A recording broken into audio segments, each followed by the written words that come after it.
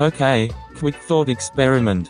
Have you ever seen someone loudly condemn toxic masculinity as the root of society's problems? Meanwhile, their bookshelves or e-readers are filled with stories centered on powerful, dominant, hyper-masculine archetypes? No, I'm not here to police what people read, and are free to do so. Fiction is fiction after all. But, when public messaging and private consumption send completely opposite signals, it's worth noticing. I saw in a video featuring what looked like a curated display of romance novels. The titles included Enthralled, Her Soul to Take, The Dragon's Bride, and others leaning into monster, dark, or paranormal romance. One even referenced a very specific fantasy setup. Again, there's no judgment on the genre nor its readers. There are millions who enjoy these stories for escapism, emotional intensity, or entertainment. Nevertheless, the same spaces that often frame traditional masculinity as problematic seem drawn to fantasies built around strength, dominance, protection, and overwhelming masculine-coded power. Let's clarify what we mean by masculinity here, because the word tends to get stretched. Healthy masculinity often includes strength, courage, confidence, discipline, and protectiveness, traits valued across cultures and history. The critique usually targets the shadow side, aggression without restraint, entitlement, emotional suppression, or domination for its own sake. The observation is simple. When someone broadly attacks masculinity or male energy in real life, yet gravitates toward fantasy after fantasy featuring dominant monsters, dragons, warriors, or possessive figures, one has to admit, that type of tension deserves examination. The point isn't that enjoying these stories is wrong. The point, however, is consistency. If you publicly frame certain masculine traits as inherently harmful or oppressive, but privately consume stories where those same traits, intensity, power imbalance, pursuit, strength, are the central romantic appeal, there's an inconsistency worth discussing. It's not about shaming fans of this particular genre. If it's something they like reading, then go for it.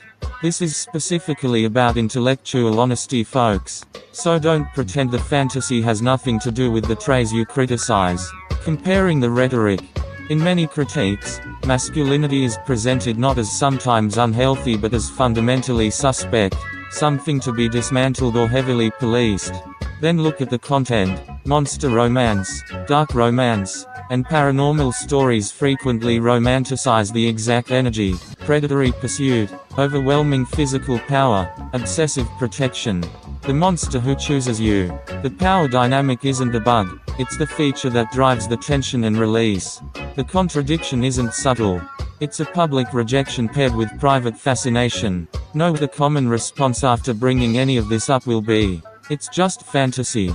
It doesn't mean anything. Fair enough, fantasy isn't real life.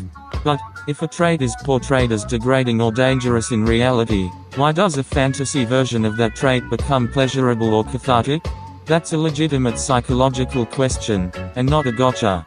If the critique is narrowly about real-world harm and consent, great, make that distinction clear. Blanket language about masculinity makes the fantasy consumption look like a private workaround rather than a clean separation. This pattern often relies on convenient definitions. Masculinity is condemned when expressed by accountable men. Yet in fantasy, the same dominance, strength, and intensity get rebranded as hot, escapist, or empowering. The stories frequently reward dynamics of being pursued, protected, or overpowered by something far stronger. That's not neutral aesthetics, it taps into deep evolutionary and psychological preferences around power, safety, and desire. The rejection, then, may not be of masculinity itself, but of masculinity that comes with real-world expectations and consequences. Okay, look, to be very clear here, enjoy the books, love the genre. No one is saying stop reading that material. Monster romance exists because it scratches real itches for many readers, and that's human.